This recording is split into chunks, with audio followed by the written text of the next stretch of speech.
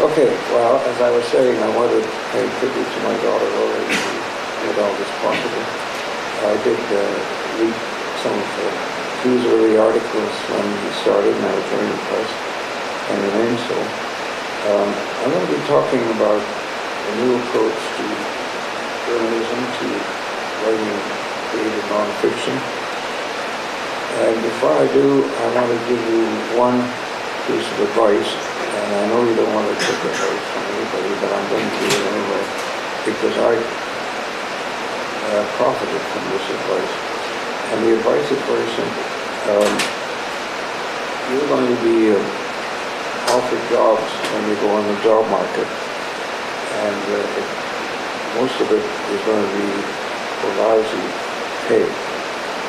And you're going to say, well, I got all this work, did my high school course and my university course, and I'm not going to be hired for lousy pay because I did all that work. And my case is that you should go get the job. And I sum it up by saying, get into the building. When they're looking for somebody to promote, they're not going to look to the street. They're going to look for somebody who's a known quantity. Oh, that's great. You know, who's worked for them, who they know is capable of being promoted, but you've got to be there. So I won't go on, but I think you get the message. And my first job after getting an MBA at U of T was for $185 a month. It's the best thing I ever did. I won't go on with my career, but it helped me do the establishment books and so on. So all I say is don't turn your nose up at the starting pay. Now, the first thing you have to do as a writer is consider your audience. Who is going to read this and why? And the why is very easy to answer. It has to do with time. Every writer, no matter what they're doing, what their final product is competing, not for people's dollars to buy the book or whatever, newspaper or whatever, or TV, but for time. Time is everybody's most precious currency. And I mention that because you somehow have to make the reading function worth their time. And I'll just tell you how I did it, and you'll have other ways of doing it, but it's essential because there are so many options in how people can spend their time. And everybody's you know, on some kind of deadline, whether even young people. So I am very anxious to make you spend your time right. The good writing comes from here and from here, from the gut and the heart, not from the brain. Don't turn off your brains, but what you get from a brain is facts, and facts are really boring. And when you're competing for people's time, you've got to tickle their interest. You've got to give them a reason to spend time with you, and that does not include the straight transmission of facts. They can get that themselves. So when I'm talking about appealing to them, what I'm really talking about is appealing to their emotions. And, you know, that's different than appealing to their intellect.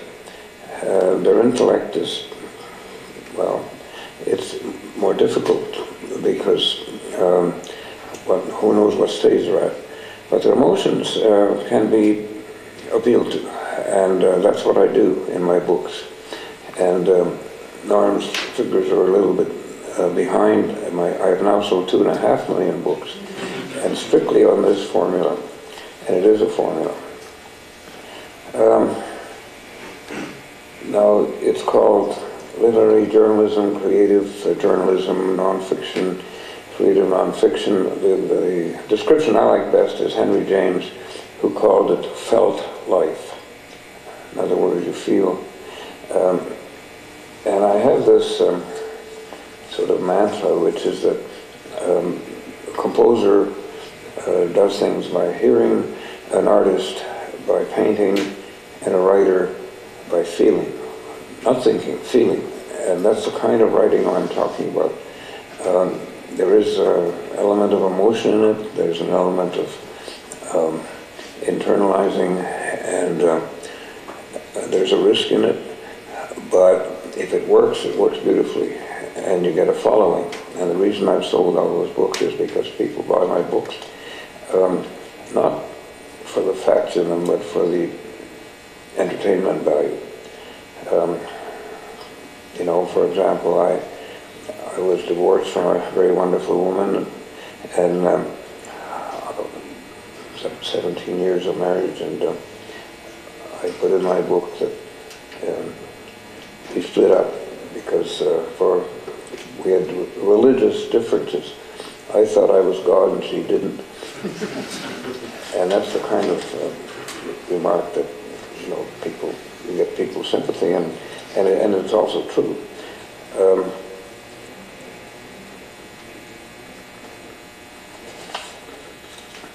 I have always felt that I wanted to invent an individual prose style that fused the best of creating writing with the hard-headed habits of journalism.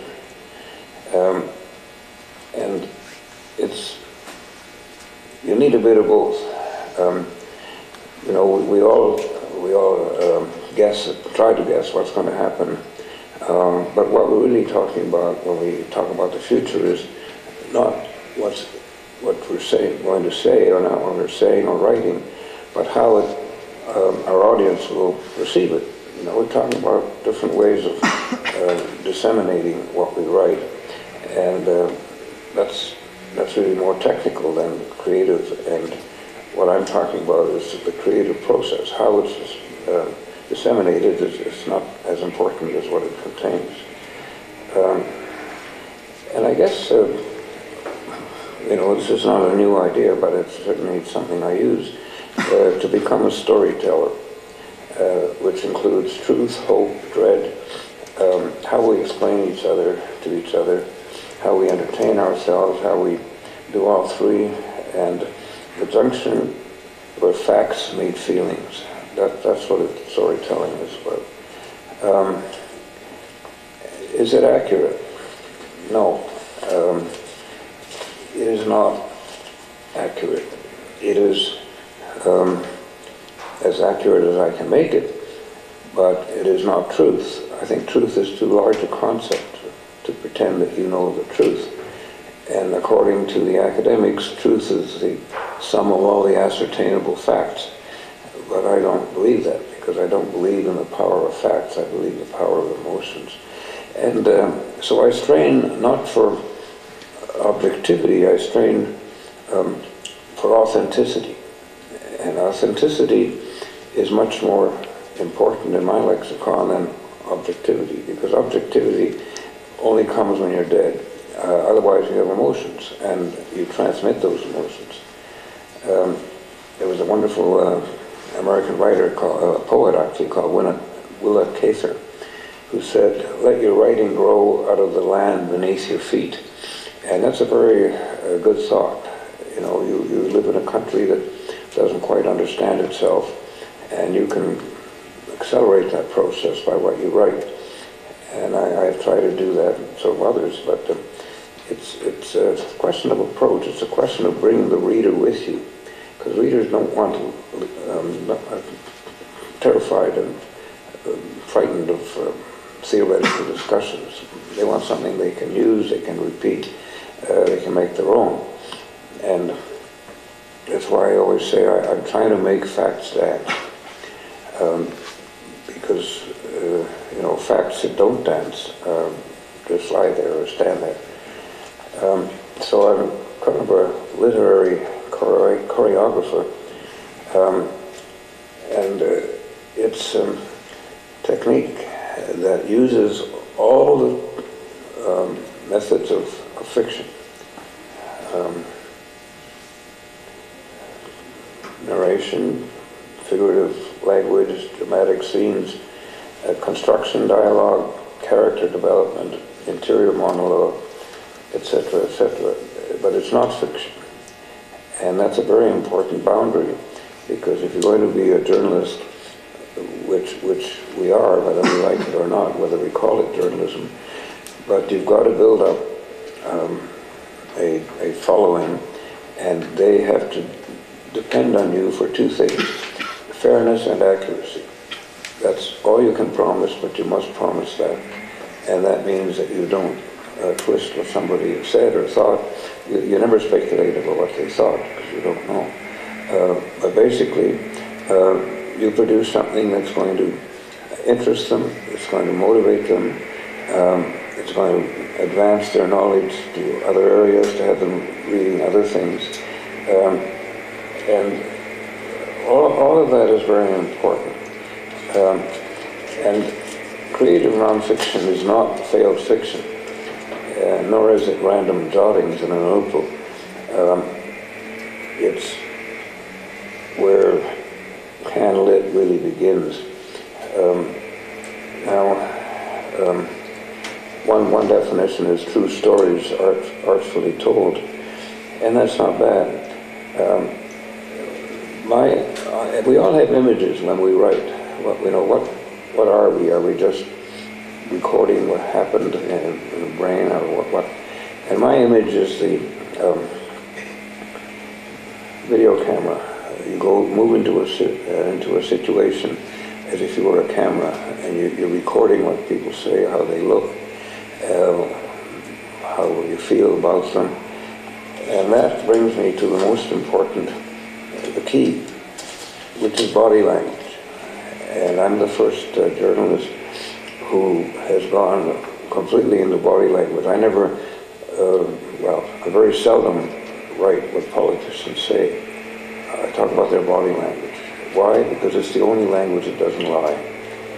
And if you can focus on body language, you get a very interesting story. Everybody else, I've been at press conferences, 100 journalists, and 99 of them will write about what the guy says, even though he didn't write it, that probably doesn't know what it means. But I don't write about what he says. I write about his body language, because as I say, it tells the truth. He can't help it. He can't stop it. And there are certain signals. You know when a politician's lying. And the best way to find out, or the best way to be sure, is his blink rate.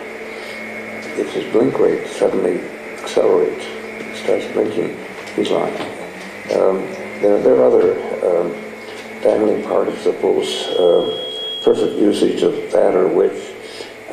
These are all highly suspect, but the blink rate is the most important. Now, when you're writing about Canada, there are two things you have to do which you don't have to do in most countries. And the first is to get a sense of place. Where is this happening? And the second is to create a mood, so that when the core of what you're writing appears, people are in the mood, in a receptive mood to follow you. The trick is to illuminate without casting distorting shadows. I wanted to give you a sample of what I'm talking about.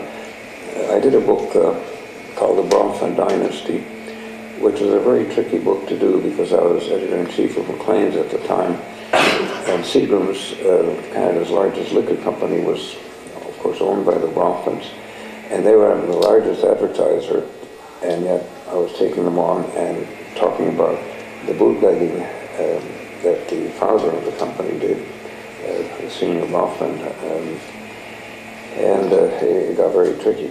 But there was a murder during the Prohibition days. This is when the United States prohibited sale of liquor during the Depression in the 30s, and Canada didn't, so the Bronfmans imported, or rather exported, liquor all across the border in huge quantities.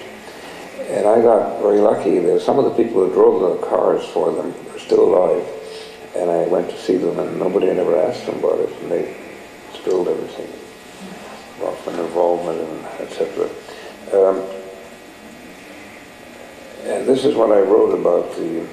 Now there was a key town in this, a key border city or town between U.S. and Canada. It was in French Bienfait, well done, but everybody in Saskatchewan pronounced it as bean fate. And this is the story about Beefme, where the murder was. Main Street runs one dusty block south from Highway 18 to its dead end at the CPR tracks. The only reason the town doesn't give off an air of abandoned hope is that it is impossible to imagine any sense of promise or enchantment ever having been conjured up in this bleak moonscape. Old men with their good wind-reddened faces spend hours allowing countless cups of bitter coffee to grow cold between them in the Copper Kettle Cafe, trading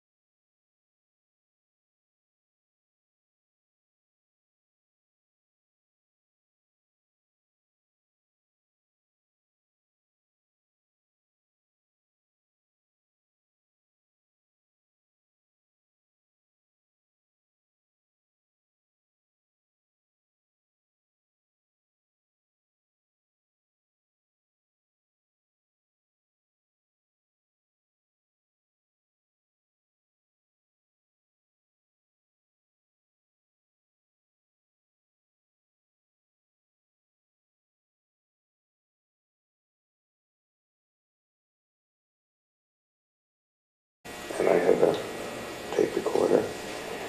And the function of a tape recorder is very interesting because you put it in front of a person and everything he or she says is recorded, which leaves your hands free. And I have a notebook and I make notes about their body language as they are answering my questions. So I have a double whammy kind of report on what happens. One of my favorite interviews was with a Hong Kong millionaire, now billionaire, called Terry Huey, and he, I interviewed him many times because he was building most of the condos in Vancouver, and now is building most of the condos here on the water. And he just sounded really uninteresting, and I knew it wasn't true because he'd done a lot of interesting things in his life. So he said he wanted to go sailing, so I took him out in my boat, and I had this voice-activated tape deck, and suddenly as we're sailing along, I see the sky turn yellow and black, which is a really bad sign. It means a big storm is coming, and I knew I'd have to spend my whole time controlling the boat. It's not that big, but it certainly, weather like that can sink it. So I said, look, Terry, here's my tape recorder. You go down below and talk into it. Just push this button, and I'm going to just make sure we get past this storm. So he did, and he interviewed himself, and it was wonderful. Without that barrier of my presence, he told me all about his dreams and all about how he wanted to invent something that would be as well known as Kleenex, and went on and on and on. It was a great interview. So all I'm saying is you never know, what kind of interview you had. The worst I had was with Ken Thompson, who's the richest man in Canada. At that point, he was worth $17 billion, and he's so boring. He kept talking about hot dog rolls. How he went to Loblaws and he got a deal on hot dog rolls. It was $17 billion. And so I did what I very seldom do, but I did it with him and it worked. I fell asleep, or at least I pretended to fall asleep. And he realized, and he was, he's dead now, but he was a gentleman. He could see that he was boring me, so he started to say something interesting. And sometimes you have to shock people into doing that. And sometimes it doesn't work. Sometimes you get thrown out.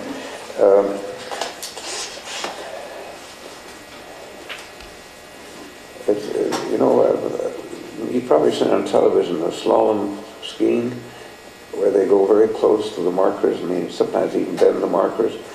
And that's what this kind of writing is about. You observe their presence religiously, skirt around them as closely as possible, and never let them cut your speed, because you're in charge. Now, as I said, you cannot attribute thoughts, you cannot distort reality, you cannot bend facts, and it is very important, not just for you, but for our trade in general, not to bend that barrier of promising and delivering the fairness and accuracy. And now, you may have heard that I've been sued.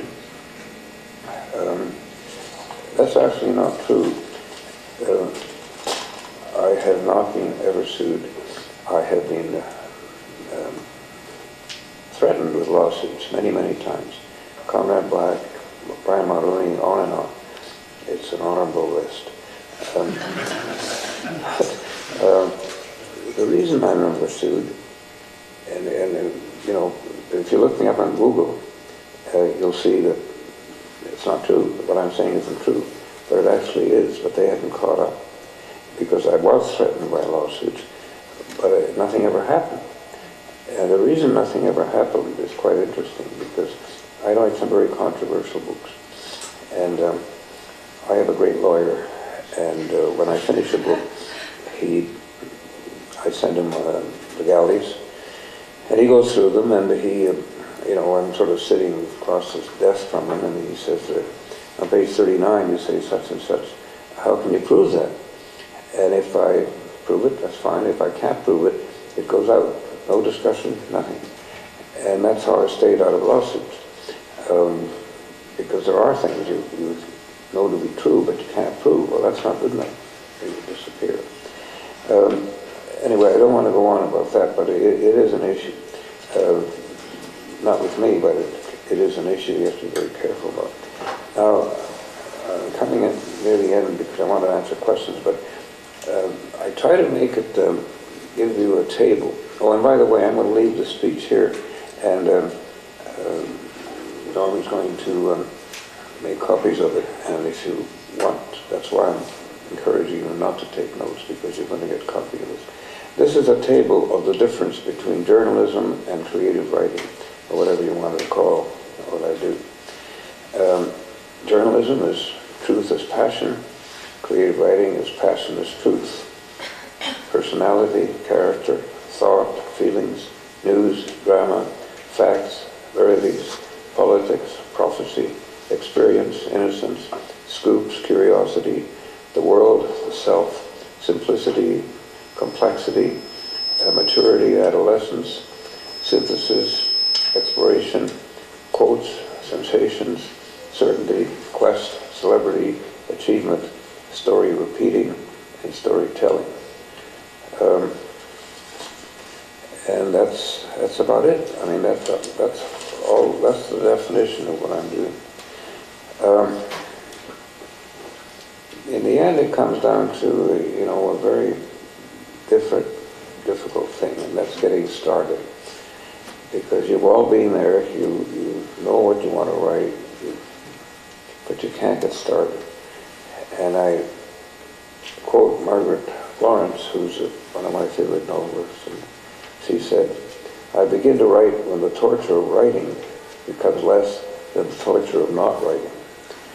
And a wonderful thing happened to her. She was at a party in Montreal, and this well-known surgeon came up to her, and he was one of the great brain surgeons in Canada, and he said, "Oh, Miss Lawrence, I'm so glad to meet you. I love your books. And as soon as I retire, I'm going to write novels too." And she's very, proud of her profession. And she just lit into him, and she said, "Well, what a coincidence. As soon as I retire, I'm going to become a brain surgeon." Good answer. I want to leave the formal part of my presentation by quoting a wonderful lady historian in the United States called Barbara Tuchman. And she writes the kind of books that I do, and she was asked about how she's inspired, and she said, "In my mind is a picture of the itinerant storytellers of India with their rice bowls, who tell tales and legends to a circle of villagers by firelight." And this is in ancient India. There were these traveling storytellers. And if it's a good story, they get a full rice bowl. If it isn't, they go hungry. And she said, I'm that dedicated that I feel as urgent a connection with the reader as I do with the villagers and their rice bowl. And so do I. So that's all I want to say formally. I think what we should do now is questions. Absolutely. Any topic, now this is my most recent book.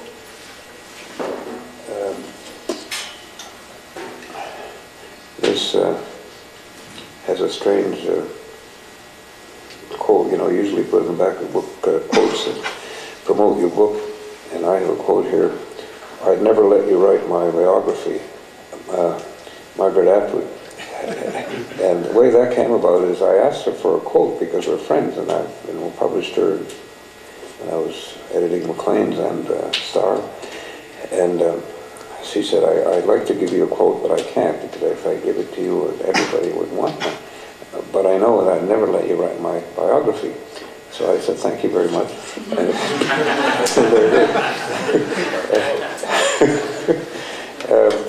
Anyway, this went to number 3 on the bestsellers. There was the the great inventor, was #1. It locked that up. It was really quite a daring statement at the time, the death of liberal Canada, which I'm not promoting and I'm very much against, but I think it's going to happen. So this is my latest book. My most interesting book is this one, Here Be Dragons. This is, I don't know, 800 pages about me. And which is very risky, you know, who the hell cares? And the reason it sold was not because it was about me, but it was about my life and times. So I was really doing the history of Canada the last 50 years, certainly political history. And a lot of new stuff in here, as well as stuff about me. And so it sold 30,000 copies in hardcover. I haven't seen the softcover yet, but that's unusual for an autobiography. I remember my promotion lady, these wonderful promotion people who work for publishers, and she was quite proud of herself, and she phoned me one day and she said, "Are you aware that I've had your book mentioned in every section of the Globe and Mail?" And I said, "Well, that's not true." She said, "What do you mean?" I said, "Well, I was never in the car section." And she got really mad and said, "Why the hell should you be in the car section?" And I said, "Well, it's an autobiography." Anyway, please ask me anything. Any questions? Ask me something. Yeah. My friend wanted to ask what's the most important thing to do to become a good journalist when you're here. I have to help me because my hearing. If I could just repeat the question. Like what's the most important thing someone can do to become a good journalist? Is that the essential question? At our age, like at their age. What's the most important thing someone can do to become a good journalist starting out? Well, to become a journalist, you have to be a little crazy, because everybody knows that newspapers are dead and that books are not selling, and none of that's true. Books are not selling as much as they did, but books are selling, and all you have to do is look at the book sections. There are more books published now. They don't sell as many copies as they used to, but books are selling. And so newspapers, we've got 4 healthy newspapers in this town. So it's an exaggeration, but certainly the delivery systems are changing, and that's okay. So I think you have to make a decision. Don't go in it for the money, because the money isn't there. You can work as hard as I do and make a lot more money if I was doing something else. But I love doing it. I can't help it. To me, writing is a pleasure, not a task. And I think that's the first qualifying. You really have to like writing, and by that I mean have some original thoughts. You can't copy people. You can't just perpetuate cliches. You've got to have some entry point, which, hey, the reader wakes up and says, "Hey, this is interesting. I want to read something else like her," and eventually you build an audience, which is how I got to the 2.5 million. Not because I'm that good, but because people are entertained by my books, and that doesn't mean I tell jokes. It just means that there's enough humor and there's enough emotion. I appeal to their emotions, and somehow it works. How long it's going to work, I don't know. But if you want to go into it, I would very strongly urge you to read good writing. That's the way to learn it. And I don't mean you should copy it, but you certainly should be inspired by it. And it's there. Every week in the book review sections, you read, especially the Globe is very good on this. And they actually praise books.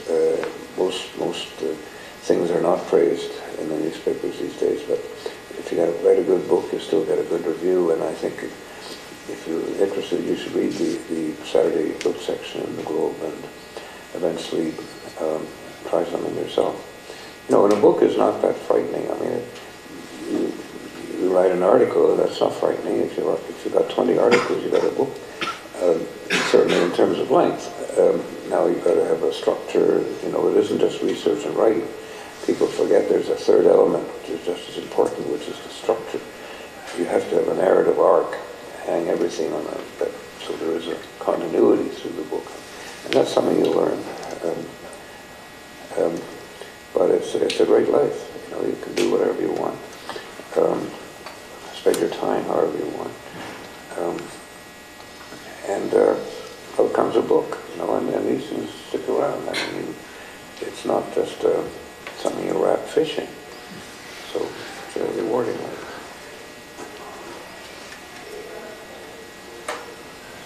Anyone else? Go on. What career would you be interested in pursuing if you had to become a journalist? Well, I went to one of those companies that tell you what you should do when I was in high school, I guess. And they were all unanimous. They said I should be a meteorologist. Maybe they were right. It's interesting how it happened because I was taking my MBA at U of T, and I was bored out of my skull. I couldn't connect with it. You know, you have to really want to make money to get an MBA in those days. And one of the professors there, I was actually a visiting professor, and he said, "You shouldn't be here. You're not that interested in making money. You should be, but I like your essays," he said. "You should be writing essays." And that's how it started. And then I started to write, and I couldn't get a job. And this is really crazy, but it's true. I bought a book about how to get a job. And don't forget, this is 1950s, a long time ago. And the guy wrote it, said, the most important thing to do is to wear a hat. And I could never figure out what did that have to do with a job. But I decided he was right, because every interview I had, the secretary would put my hat in a cupboard somewhere, and I went to see the people who were going to hire me. I never got a job. And I thought, well, it's because I didn't have my hat on. So eventually there was an opening at Financial Post, and this was the one that $185 a month. I wanted it. And I took my hat into the office with me, and I put it on the boss's desk. Finally, he couldn't stand it. He said, "What the hell is this hat doing on my desk?" I told him the story. He laughed so hard that he gave me the job. So and it's a true story. And, you know, and you don't know what opportunities are out there. But you've got to give it a chance. It's a problem that too many people believe in the entitlement, that they're entitled to a good job. Nobody's entitled to a good job. You've got to prove yourself.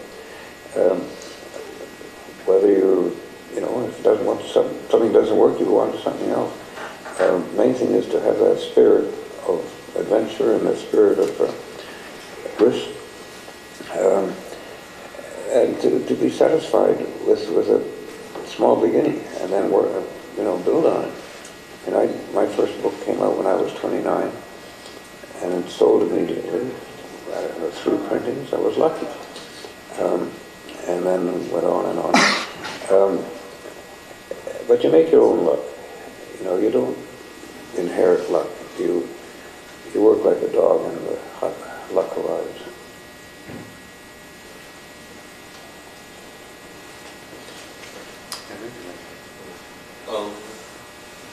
So how exactly do you decide what you want to write about, and how do you decide, or how do you sort of sift through information and decide what's relevant and what isn't? Good question. Well, this book is a good example. This was supposed to be a biography of Michael Ignatieff, who was going to be the next great prime minister. And of course, he exploded. And I knew before the election that he wasn't going to win. In fact, that he was going to be defeated, and he was defeated worse than any liberal leader before him. And so I rewrote this book last summer in 60 days, completely rewrote it as the end of the Liberal Party, as opposed to a biography of the next Prime Minister, which is what we had been planned. And I'm glad I did. And, you know, it has sold well. So you don't really know but you have to be flexible. And I just choose my subject by curiosity. If I'm curious, I figure that readers might be curious. One of my next books that I'm very excited about is a history of the United Empire Loyalists who came to Canada and from the American Revolution and really made this country what it is.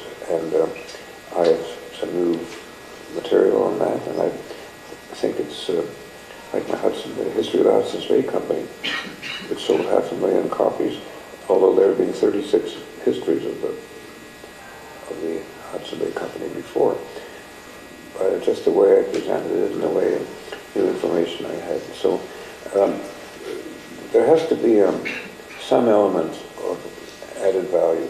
You know, you can't just rewrite something that's already been covered, well covered. But there are all kinds of topics in this country that are crying out for good writers who appeal to the emotions and who are willing to risk some time, invest their time into making a good story. It sounds too simplistic, but it really isn't, because it's difficult to create that. But once you know how to do it, you can do it over and over again. And I'm not holding anything back. It's just, all the things I said are true. What I didn't say is that it's hard work, and I do that 7 days a week, starting at 4:30 in the morning, because everything's quiet and no phones or anything, and I work most of the day, every day. But I enjoy it, so I'm not complaining. And you have to enjoy it, otherwise you can't do it, because it's pretty rough in terms of output, in terms of hard work. I was just going to ask, which one of your novels would you say was the hardest for you to write or to complete?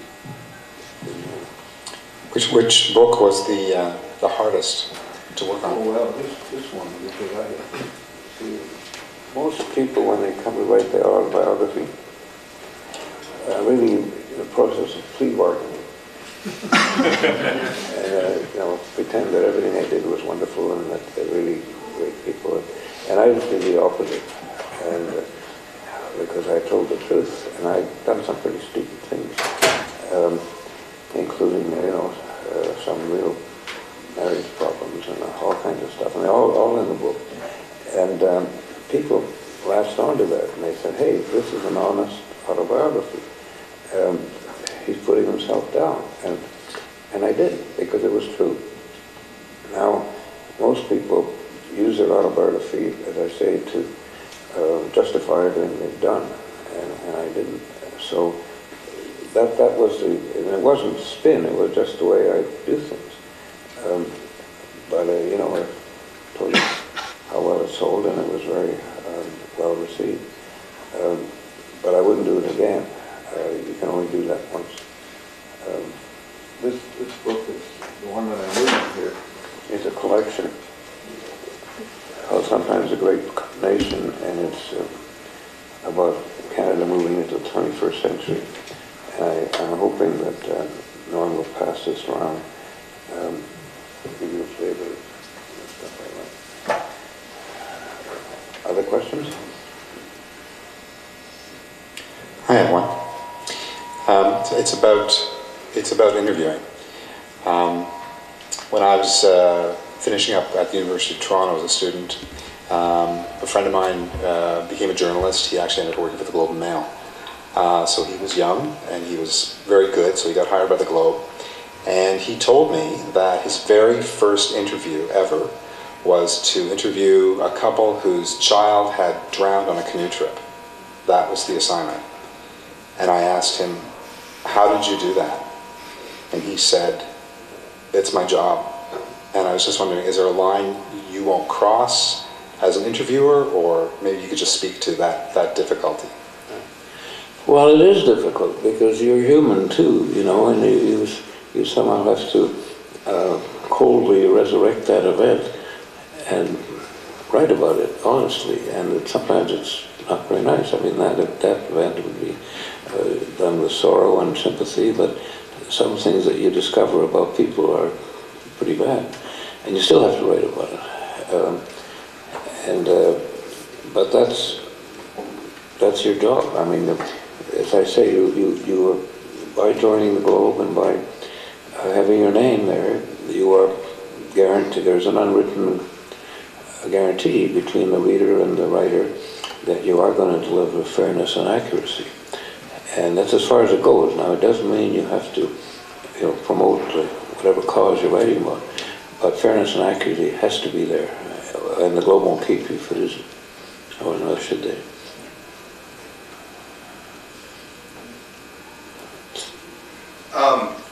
When George Stroumboulopoulos interviewed you on The Hour, he asked how you would like to be remembered, and you said that you would like to be remembered as a shit disturber. That's right. And in all sincerity, what does that mean, and why is that important? What does that mean, and why is that important? Well, he asked me, I gave him an honest answer. And that's not a bad thing. I mean, we need more of them. That's true. I am neutral. I attack everybody, and that doesn't mean that I attack everybody because they're bad, but I attack everybody because I don't have any politics myself. I don't promote somebody just because they belong to some party. And, Pierre Trudeau, most of you won't remember, but he was he was the most interesting prime minister we ever had. And he was in office for 16 years, which was too long, and people turned against him. But when he was good, he was very good. And I remember I had one of my books called Distemper of Our Times. I published some very top secret documents, external affairs, diplomatic notes that I exchanged with the Pentagon. And I had them, and they were accurate, but they broke the National Secrets Act. And it came up in cabinet. This is by the time he was prime minister. And I should have started somewhere else, because when I came to Ottawa, the same time as he did, and I knew him very well because I used to interview him when he was a professor at the University of Montreal. And I was the only English-speaking member of the press gallery that he knew, so he kept asking for advice, and he kept leaking stories to me, etc., etc. And we became friends. And he and his girlfriend, a wonderful Carleton University professor called Madeleine Gobet, used to come over and roll around in my living room. And we loved entertaining them, and it was a great friendship. And then suddenly he's prime minister.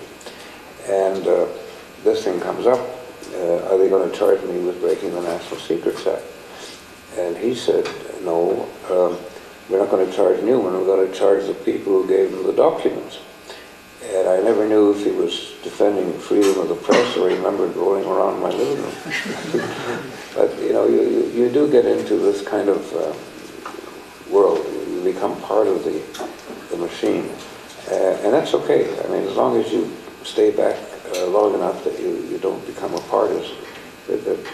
Politics is open game. Partisanship isn't, because then you're fooling the reader. And you're responsible to the reader, not to the publisher, not to the advertiser, but to the reader. Well, Mr. Newman, I want to thank you for coming here today. I'm actually going to invite Catherine Locus, one of our students, to come up and formally thank you. I know two things I've gotten from your talk today. One is that if my students are falling asleep in my class, I know they're faking it, and it's a sign that I'm supposed to entertain them more. And also, if I want a new job, I should wear a hat. Oh, yeah. Yeah. Okay. Should we do this? On the behalf of the grade 12 class, we would just like to give you this token of our appreciation, and thank you so much for being with us today and speaking with us. Thank you. Thank you.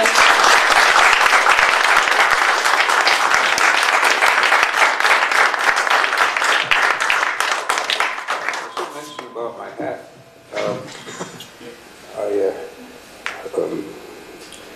It's always called a Greek fisherman's hat. And I got a postcard from a friend of mine who went to Greece, and he said, I've got bad news for you. the only people with this hat here are donkey drivers. Anyway, that's my hat. Thank you, Peter.